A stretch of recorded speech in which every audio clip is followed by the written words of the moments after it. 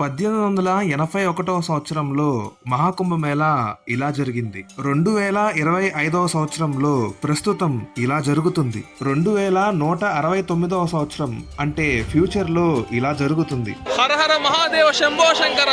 గంగా, యమున, సరస్వతి నదుల ఈ త్రివేణి సంగమంలో స్నానం చేసినందుకు నాకు చాలా మనస్తృప్తిగా ఉంది, ఎంతో ఆనందంగా ఉంది, ఎంతో అదృష్టంగా భావిస్తున్నాను ఈ మహాకుంభమేళాలో పాల్గొన్నందుకు. Hey guys, it's me Shreyarsha.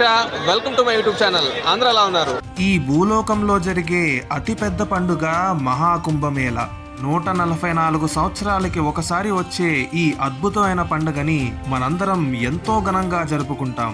ఎవ్వరికీ దక్కలేని భాగ్యం మన జనరేషన్ కి మాత్రమే దక్కింది. అఘోరాలు, నాగసాధువులు ఈ 44 రోజుల పాటు ఎక్కడెక్కడి నుంచో ప్రయాగరాజ్ చేరుకుని పుణ్యస్నానాలు చేస్తూ మన భక్తులందరినీ దీవిస్తారు. కోట్లాది జనం గంగా, యమున, సరస్వతి నదుల్లో స్నానం చేసి తమ పాపాలను పోగొట్టుకోవడానికి ప్రపంచ నలుమూలల నుండి ప్రయాగరాజ్ కి వచ్చేస్తారు. మన హిందూ సనాతన ధర్మంలో ఈ అద్భుతమైన పండుగ చరిత్రలో నిలిచిపోతుంది. మత్స్య పురాణంలోని క్షీరసాగర మదనం కథ ప్రకారంగా దేవతలకు, రాక్షసులకు 12 రోజుల పాటు అమృతం కోసం యుద్ధం జరిగింది. ఇక్కడ క్షీరసాగర మదనంలో క్షీరసాగర అంటే పాల సముద్రం అండ్ మదనం అంటే చిలకడం. ఈ పాల సముద్రాన్ని చిలకడానికి కవ్వం కింద మందార పర్వతాన్ని వాడారు. ఈ కవ్వంతో చిలకడానికి తాడు కింద నాగలోక రాజైన వాసుకిని తీసుకున్నారు. ఆ శ్రీ మహావిష్ణువు కూర్మ అవతారం దాల్చి మందార పర్వతాన్ని తనపై బ్యాలెన్స్ చేస్తున్నారు. అలా ఒకవైపు దేవతలు, మరోవైపు రాక్షసులు ఈ క్షీరసాగర మదనం చేశారు. అప్పుడు ఆ పాల సముద్రం నుంచి ఒక అమృత కలశం బయటకి వస్తుంది. అలా ఈ అమృతం కోసం 12 రోజుల పాటు దేవతలకు, రాక్షసులకు యుద్ధం జరుగుతున్న టైంలో ఆ కుండలోంచి 4 చుక్కలు మన భారతదేశంలో ఉన్న నాసిక్, హరిద్వార్, ప్రయాగ్రాజ్, ఉజ్జయిన్ లో పడతాయన్నమాట. ఆ పుణ్యక్షేత్రాల్లోనే ఈ అద్భుతమైన కుంభమేళాని నిర్వహిస్తారు. ఇక్కడ దేవతలకు 12 రోజులు అంటే మనకి 12 సంవత్సరాలు. అండ్ కుంభమేళాలో కుంభ్ అంటే కుండ అని అండ్ మేళా అంటే జాతర అని అర్థం. సాధారణ కుంభమేళా ప్రతి 4 సంవత్సరాలకు ఒకసారి జరుగుతుంది. అర్ధ కుంభమేళా ప్రతి 6 సంవత్సరాలకు ఒకసారి జరుగుతుంది. ఇది హరిద్వార్ లేదా ప్రయాగరాజ్ లో జరుగుతుంది. పూర్ణ కుంభమేళా ప్రతి 12 సంవత్సరాలకు ఒకసారి జరుగుతుంది. ఇది ప్రయాగరాజ్, నాసిక్, ఉజ్జయిన్, హరిద్వార్ లో జరుగుతుంది. అండ్ ఫైనల్ గా 12 పూర్ణ కుంభమేళాలు పూర్తయిన తర్వాత 144 సంవత్సరాలకు ఒక్కసారి మహాకుంభమేళా జరుగుతుంది. ఈ అద్భుతమైన మహాకుంభమేళా మళ్ళీ 144 సంవత్సరాల తర్వాత అంటే 2169వ సంవత్సరంలో జరుగుతుంది. అప్పటికి మన మనవడు, మనవరాళ్ళకి ఈ అద్భుతమైన అవకాశం దొరుకుతుంది. సో మన జనరేషన్ అప్పటికి ఉండదు కాబట్టి మీ మనవడు, మనవరాళ్ళకి ముందుగానే చెప్పండి 2169వ సంవత్సరంలో జరిగే మహాకుంభమేళాలో తప్పకుండా పాల్గొమని. వీలైతే ఒక టైం క్యాప్సూల్ లాగా ఒక వీడియో తయారు చేసి మీ ఫ్యూచర్ జనరేషన్స్ కి ఇవ్వండి. అండ్ 2025 లో మీ మహాకుంభమేళా ప్రయాణం ఎలా జరిగిందో కింద కామెంట్ సెక్షన్ లో మెన్షన్ చేయండి. సో చాట్ జీపీటీని అడిగానన్నమాట, ఫ్యూచర్ లో మహాకుంభమేళా ఎలా జరుగుతుందని. అది ఇచ్చిన సమాధానాలు చాలా బాగున్నాయి, చూసేయండి.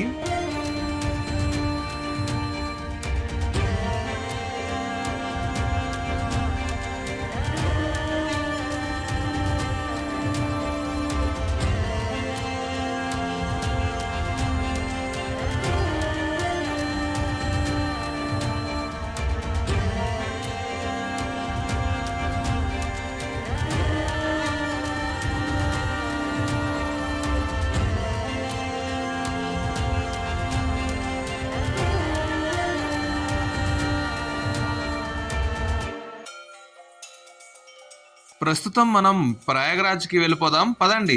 హైదరాబాద్ నుంచి ప్రయాగరాజ్ కి బస్ లో చేరుకున్నామన్నమాట. ఆ వ్లాగ్ ని కింద డిస్క్రిప్షన్ లో మెన్షన్ చేస్తాను. ఈ వీడియో చూసేసిన తర్వాత ఆ వీడియో కూడా తప్పకుండా చెక్ చేయండి. దాదాపుగా 2.5 రోజుల ప్రయాణం తర్వాత మనం మహాకుంభమేళా ప్రయాగరాజ్ కి చేరుకున్నాం. ఇప్పుడు ప్రస్తుతం మన బస్ ని ధనుహా అనే ప్లేస్ లో ఆపారు. ఫ్రెష్ అప్ అయిపోయి ఆటో పట్టుకొని ఇంకా అరెల్ ఘాట్ దగ్గరికి వెళ్ళిపోవడమే. మరి పదండి దూసుకుంటూ వెళ్ళిపోదాం. అరెల్ ఘాట్ ఇక్కడ నుంచి 11 కిలోమీటర్లు ఉంటుంది. మరి ఆటో వాడు ఎంత దూరం వరకు తీసుకెళ్తాడో ఏమో. ఇక్కడ బాగా చలిగా ఉంది. టైం అరౌండ్ 3:30 AM అవుతుంది. చూడండి చాలా మంది జనం కిలోమీటర్లు ఎలా నడుచుకుంటూ వెళ్ళిపోతున్నారో. అండ్ టెంపరేచర్ 18 degrees ఉందన్నమాట. స్వెటర్లు లేకపోతే చాలా కష్టం, వణుకొచ్చేస్తుంది. జర్నీ స్టార్ట్ అయ్యి 15 నిమిషాలు అయిందో లేదో అప్పుడే ఫుల్ ట్రాఫిక్ జామ్ అయిపోయింది. ఇక్కడ చూడండి పాపం కిలోమీటర్లు అలాగే ఆటోలో నుంచొని వెళ్తున్నారు. ఈ ఆటోలో ఇరుక్కొని కూర్చోవడం కంటే నడుచుకుంటూ వెళ్ళిపోవడం ఎంతో మేలు. అలా ఈ ట్రాఫిక్ వల్ల 4 కిలోమీటర్ల జర్నీ కంప్లీట్ చేయడానికి గంట కంటే ఎక్కువ సమయమే పట్టింది. ఆ తర్వాత ఈ ఫ్లైఓవర్ దగ్గర ఆటోస్ నాట్ అలౌడ్ అనడంతో మన నడక మొదలయ్యింది. ఇంకా 6 కిలోమీటర్లు నడవాలి అంటే దాదాపుగా ఒక గంట సేపు పడుతుందన్నమాట నడవడానికి. ఇప్పుడు ప్రస్తుతం టైం అరౌండ్ 6 అవుతుంది. ఇంకా కొన్ని నిమిషాల్లోనే మనం అరెల్ ఘాట్కి చేరుకుంటాం.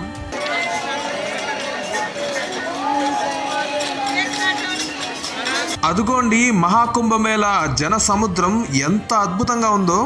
ఎప్పుడెప్పుడా ఈ అద్భుతమైన ప్రదేశానికి వచ్చేస్తామా అని ఎదురు చూశాను. ఇప్పటికీ నా కోరిక నెరవేరింది. మహాకుంభమేళా ప్రయాగ్రాజ్ కి ఎట్టకేలకు చేరుకున్నాం. చాలా అంటే చాలా ఆనందంగా ఉంది. ప్రస్తుతం మనం అరెల్ ఘాట్ కి వచ్చేసాం. ఇటు left side and right side మొత్తం ఘాట్సే. ఈ రోజు ఎన్ని కోట్ల జనం వచ్చారో నాకు అసలు తెలియట్లేదు. నా 2 కళ్ళు సరిపోవట్లేదు ఈ దివ్యమైన ప్రదేశాన్ని చూడడానికి. లెఫ్ట్ సైడ్ ఫుల్ రష్ గా ఉంది. సో మేము రైట్ సైడ్ వైపు ఉన్న ఘాట్స్ లోపలికి వెళ్తున్నాం అన్నమాట. అసలు ఈ సన్ రైజ్ ని చూడండి ఎంత బాగుందో. నాకు సన్ రైజ్ అన్నా సన్సెట్ అన్నా చాలా ఇష్టం. ప్రస్తుతం మనం యమునా నది దగ్గర ఉన్నాం అన్నమాట. యాక్చువల్ గా ప్లాన్ ఏంటంటే ఇప్పుడు బోట్ రైడ్ తీసుకొని గంగా యమున సరస్వతి నదుల త్రివేణి సంగమంలో స్నానం చేయడానికి ప్లాన్ వేసుకున్నాం. కానీ ఈ రోజు విఐపీస్ రావడంతో బోట్స్ అలౌ చేయట్లేదన్నమాట. సో కొంచెం డిసప్పాయింట్మెంట్ తో యమునా నదిలోనే స్నానం చేయబోతున్నాం. ఏ నదిలో స్నానం చేసినా పుణ్యమే, కానీ త్రివేణి సంగమంలో స్నానం చేయడం అనేది ఇంకా మనకి మంచి తృప్తినిస్తుంది. అది కుదరలేదు కాబట్టి కొంచెం బాధపడ్డాం. ఈ అద్భుతమైన ప్రదేశంలో ఒక ఇంట్రెస్టింగ్ ఫ్యాక్ట్ ఏంటంటే గంగా యమున సరస్వతి నదుల్లో మనకి కేవలం గంగా యమున నదులు మాత్రమే కనిపిస్తాయి. సరస్వతి నది మనకి కనిపించదు. సరస్వతి నది అండర్ గ్రౌండ్ లో ఫ్లో అవుతూ ఉంటుందన్నమాట. ఎంతో అద్భుతమైన ప్రదేశం ఈ త్రివేణి సంగమం. సో మనం ఎట్టకేలకు వచ్చేసాం అనమాట మహాకుంభమేళా 2025కి. చాలా ఆనందంగా ఉంది, మనసుకి అంతా ప్రశాంతంగా ఉందన్నమాట.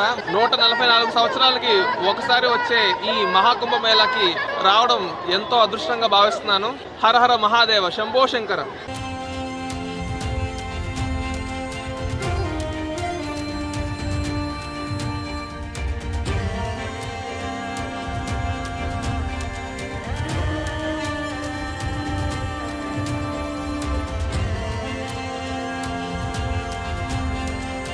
యాక్చువల్గా చెప్పాలంటే ఫస్ట్ అసలు టికెట్స్ దొరకలేదు. ఇంకా ఈ జన్మలో మహాకుంభమేళాకి వెళ్ళలేం అనుకుంటున్న టైంలో ఆ శివుని ఆజ్ఞతో ఆయనే నన్ను ఈ మహాకుంభమేళాకి రప్పించుకున్నారు. మీ అందరికీ తెలిసిన విషయమే, శివుని ఆజ్ఞ లేనిదే చీమైనా కుట్టదంటారు. మీరు ఎంతైనా కోరుకోండి, ఆయన అనుగ్రహం ఉంటేనే ఈ అద్భుతమైన ప్రదేశానికి రాగలుగుతాం. పుణ్యస్నానాలు కంప్లీట్ చేసుకున్న తర్వాత ఈ ఘాట్ మొత్తాన్ని మనం ఇప్పుడు ఎక్స్ప్లోర్ చేయబోతున్నాం.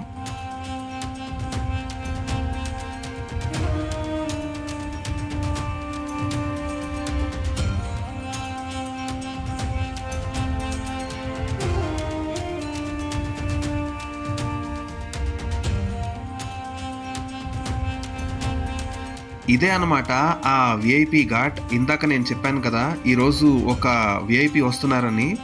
ఆ విఐపి కోసమే ఇక్కడంతా కూడా మొత్తం అంతా బందోబస్తు చేస్తున్నారు.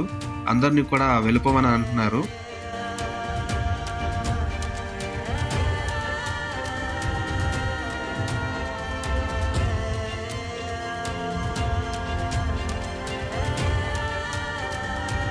ఎంతో ఆనందంగా ఉంది, ఎంతో సంతోషంతో ఉప్పొంగిపోతున్నాను.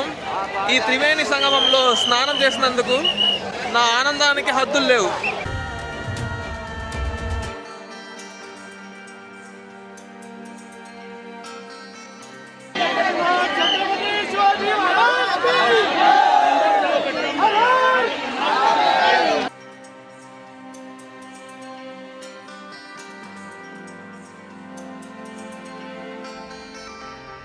అంతా ప్రశాంతంగా జరిగింది.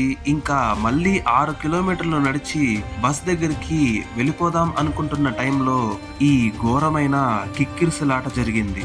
ఘోరమైన సిచ్యువేషన్ నుంచి ఇప్పుడే బయటపడ్డాను. మనుషులందరూ కూడా కిక్కిరిసిపోయారనమాట. అంత ఇదిగా జనం వచ్చేసారు. అటు వచ్చే జనం, ఇటు పోయే జనం. ఇబ్బంది అంతా ఈ ఫ్లైఓవర్ దగ్గరే వచ్చింది.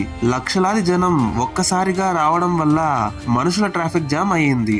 అండ్ పర్మిషన్ లేకపోయినా సరే కొన్ని వెహికల్స్ రావడం వల్ల ఆల్మోస్ట్ తొక్కిస్లాట్ అయిపోయేది. ఆ రోజు ఇది ఒక ప్రపంచంలోనే అతిపెద్ద మనుషుల ట్రాఫిక్ జామ్ కింద మనం అనుకోవచ్చు. అసలు ఎంత ఘోరంగా ఉందంటే అంత ఘోరంగా ఉంది.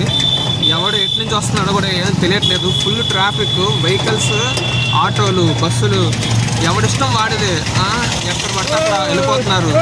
పోలీసులు సరిగా కంట్రోల్ చేయట్లేదు.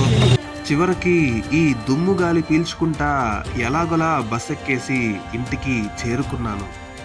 చూసారు కదా, మీకు కానీ ఈ వీడియో కనుక నచ్చినట్లయితే లైక్ చేయండి, షేర్ చేయండి అండ్ సబ్స్క్రైబ్ చేయండి. It's me Sriharsha.